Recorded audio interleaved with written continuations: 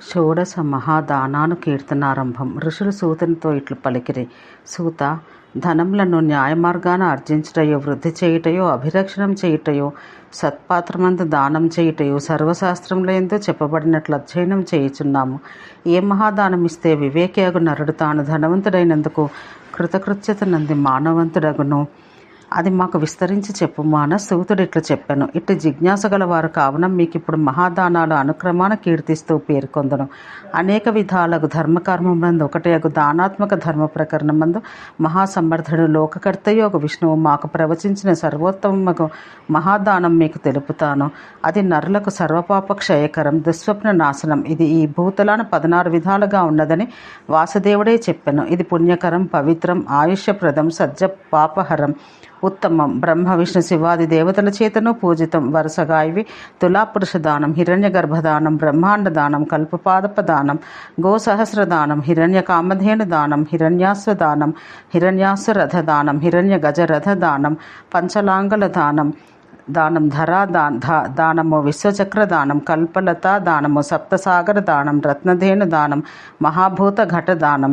పూర్వ మన్మధుడు, వాసుదేవ భగవానుడు, అంబరీషుడు, భార్గవుడు, కార్తవీర్యార్జునుడు, ప్రహ్లాదుడు, పృథుడు, భరతుడు మొదలగు మరి ఇతర రాజులు ఈ మహాదానాలు ఆచరించి ఉండరి. దేవతలు ఈ మహాదానాలను సర్వదా వేలకొలది విఘ్నాలతో కాపాడుచుందరు. కావున వారిని అతిగమించి భూతమందలి మానవులు వీనిలో ఒక్కొక్క దానినైనను తప్పక ఆచరించాలి.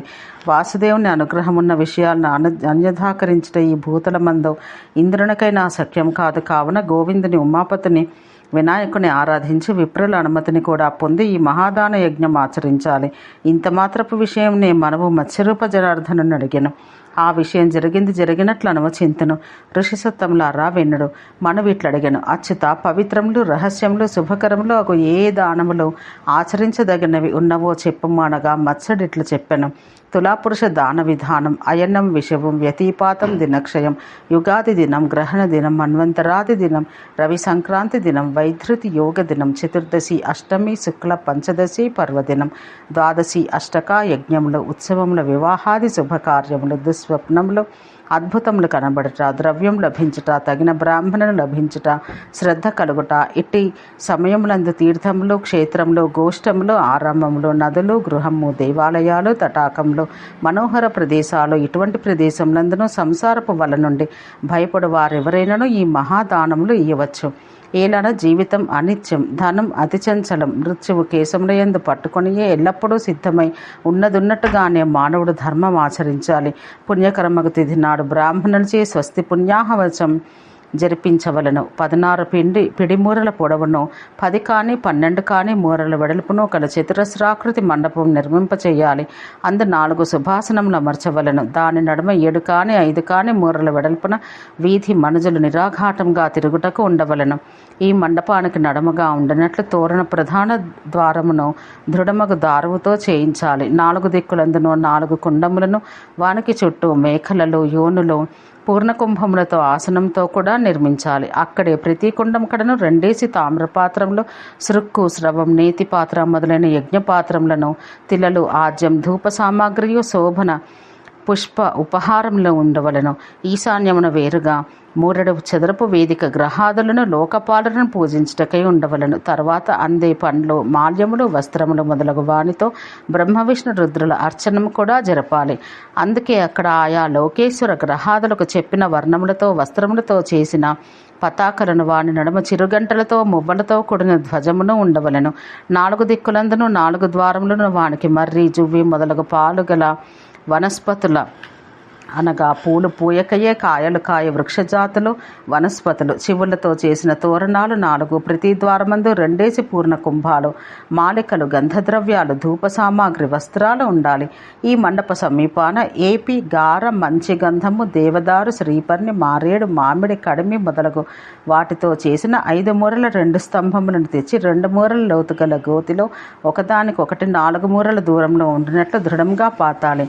అనగా స్తంభ దారువు 5ను 2ను కలిపి 7 మూరలు. దానిపై అడ్డంగా 1 దారువును అమర్చాలి. ఉత్తర దారువు అని దానికిచ్చట పేరు వ్యవహరించబడను.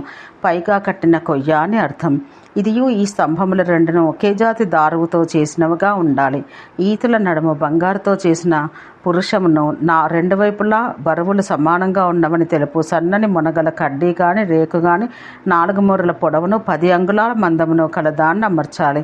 ఈ తులకు బంగారు పట్టికలే ఆభరణాలుగా ఉండాలి. ఈ తులకు 2 కొనల యందు ఇనుప పళ్ళెరములను ఇనుప గొలుసులతో బిగించాలి. వీరిని బంగారంతో రత్నములతో చేసిన మాలలతో మాల్యములతో విలేపనములతో అలంకరించాలి.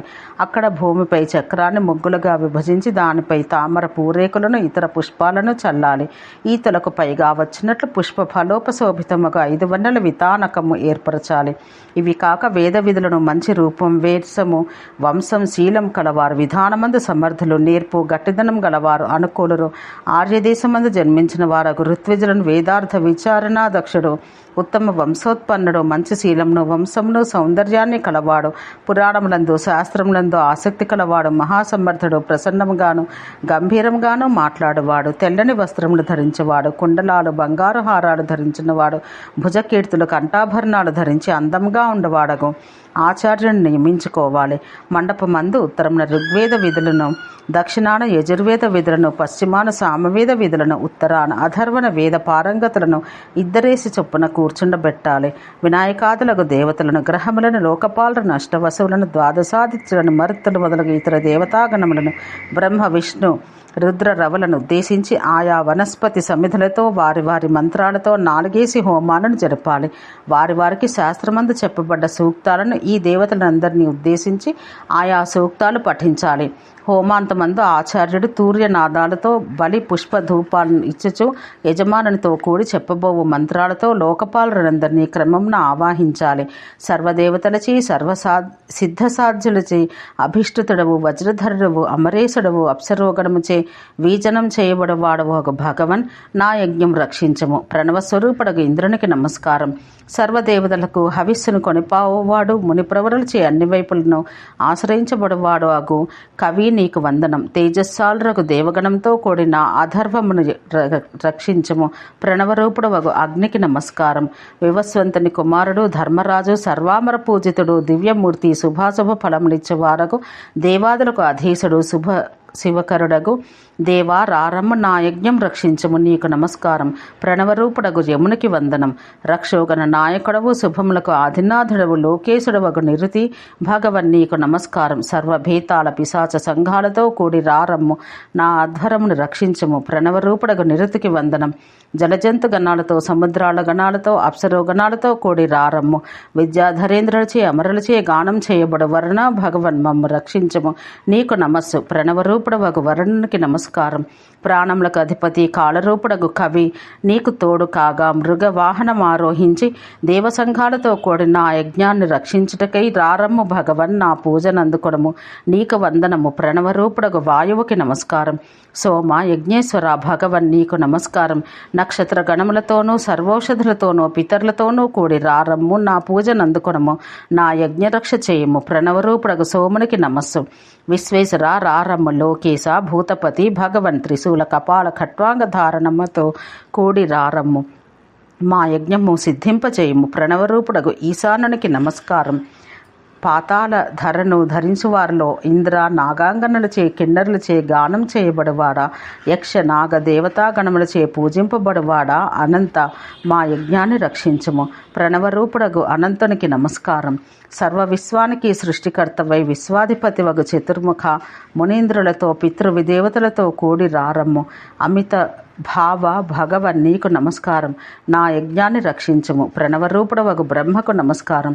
త్రైలోక్యమందును గల స్థిరచర భూతములను బ్రహ్మ విష్ణు రుద్రులను సదా నన్ను రక్షింతురుగాక. దేవదానవ గంధర్వ యక్ష రాక్షస నాగ ఋషి మనుజ దేవమాతృదేవతలందరూ మోదంతో కూడి నా యజ్ఞం రక్ష చేయుదురుగాక. ఇట్లు దేవతలను ఆవాహనం చేసిన తర్వాత ఋత్విజులకు సువర్ణాభరణాలు స్వర్ణకుండల కటక సూత్రాంగులీయ పవిత్రములను వస్త్ర శయనాదులను ఇవ్వలను. ఋత్విజునికిచ్చిన దానికి రెట్టింపు దక్షిణ ఆచార్యునికి ఇయ్యాలి. అతనికి భూషణ వస్త్రాధికం అధికంగా ఇయ్యాలి. ఈ సమయంలందు దేవతాధివాసనం జరుగుచుండ అన్ని దిశల యందు ఉండు జాపకులు ఉపవాసంతో ఉండి శాంతికాధ్యాయం పఠించుచుందరు. అది మధ్యావసానముల యందు బ్రాహ్మణుడు స్వస్తివాచనములు జరుపుచుండవలను. తర్వాత యజమానుడు మంగళవాద్యాది ధ్వనులతో బ్రాహ్మణులు చేసి స్నానం చేయించబడి శుక్లవస్త్ర పుష్పధారి అయి వారిని దేవతలను తులను కూడా ముమ్మార ప్రదక్షిణించి దోసిట కుసుమాలను పట్టుకొని ఈ మంత్రంతో తులను అభిమంత్రించాలి. తులా, నీకు నమస్కారం. నీవు సర్వదేవతా శక్తిరూపురాలవు, సత్యమును ఆశ్రయించిన దానవు, లోక సాక్షిభూతవు, లోకధాత్రివి, లోకములను తమ తమ స్థితియందు నిలుపుదానవు. నిన్ను విశ్వయోని జగత్కారణుడగు నారాయణుడే నిర్మించెను. నీ యందు సర్వసత్యాలు ఒకవైపున, అన్ని అసత్యాలు ఒకవైపున ఉండును. లోకహితకారిణి ధర్మాధర్మములను ఆచరించే మానవుల నడుమ వారిని తూకం వేయుటకై భగవానుడు వారి నడుమ నిన్నుంచాడు. తుల, నీవు సర్వభూతములకు ప్రమాణమని కీర్తించబడుచున్నావు. నన్నును నీవు తూకం చేసి సంసారం నుండి ఉద్ధరించుము. నీకు నమస్కారం. దేవి, చతుర్వింశతి తత్వాలకు అధిపతియగు పంచవింశక 25వ తత్వముగు ఏ పురుషుడు కలడో ఆ ఈ పరమపురుషుడు నీ యందు అధిష్ఠించి ఉన్నాడు. కావున నీకు పునర్ నమస్కారం. తులాపురుష నామం గల గోవింద, నీకు నమస్కారం నమస్కారం. హరి, నీవు మమ్ము సంసార సాగరం నుండి తరింపజేయము. ఇట్లు దేవతాది వాసన కార్యమంతయు అయిన తర్వాత వివేకియగు యజమానుడు పుణ్య సమయం రాగానే ఖడ్గము, చర్మము, కవచం ధరించి సర్వాభరణ భూషితుడై మరలా తులను ప్రదక్షిణించి దాన్ని ఆరోహించాలి. అనంతరం బంగారు దారంతో కూడిన ధర్మరాజును పిడికిళ్ళు గట్టిగా బిగించి పట్టుకున్న చేతులతో పట్టుకొని హరిముఖంను చూచుచూ ఉండాలి. తర్వాత బ్రాహ్మణ శ్రేష్ఠులు 2వ తులాభాగమందు యజమానుని బరువుతో సమమగు దానికంటే అధిక భారం గల అతి నిర్మలమగు బంగారము నుంచవలను. పుష్టికాముడగు రాజు ఆ అపర తులాభాగం ఆ బంగారు బరువుతో ఆ సిబ్బె నేలను తాకునట్లు చెయ్యాలి. క్షణమాత్రం అట్లే ఉండి అప్పుడు ఈ మంత్రం ఉచ్చరించాలి. సర్వభూత సాక్షిభూత సనాతని, నీకు నమస్కారం. దేవి, నీవు పరమేశ్వరియగు పితామహునిచే నిర్మించబడ్డదానవు. స్థావర జంగమాత్మకమగు జగమంతయు నీ చేతినే ధరించబడుచున్నది. సర్వభూతములకు ఆత్మభూతురాలవై వాటి యందుండు భూతధారిని, నీకు నమస్కారం. తర్వాత తుల నుండి దిగి సగం ఆచార్యునికి, అనంతరం మిగిలిన సగం ఋత్విజులకు ఉదకపూర్వకంగా ప్రదానమునరించాలి.